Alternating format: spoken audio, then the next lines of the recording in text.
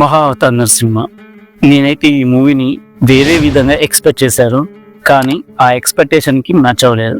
Matter ఏంటంటే, మహావతార్ నరసింహ భాగవత పురాణం ప్రకారం తీసింది. దీనిలో ప్రహ్లాదుడు నరసింహస్వామిని శాంతపరుస్తాడు. శైవ పురాణం ప్రకారం అయితే కథ వేరేలా ఉండేది.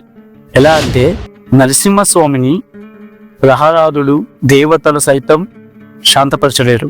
అప్పుడు దేవతలందరూ కలిసి మహాశివుని పూజిస్తారు. మహాశివుడు ముందుగా కాలభైరవుడు పంపిస్తాడు. కాలభైరవుడు కూడా నరసింహస్వామిని శాంతపరచలేకపోతాడు.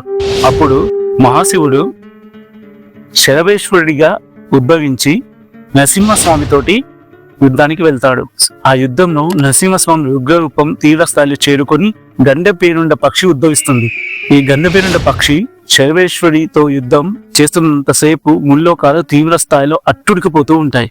ఆ తరువాత దేవతలు ఆదిపరాశక్తిని పూజిస్తారు. ఆదిపరాశక్తి సహస్ర సింహ ముఖాలతోటి దేవి మాతగా నరసింహస్వామిని శాంతపరుస్తుంది. ఇది నేను ఎక్స్పెక్ట్ చేసింది మూవీలో.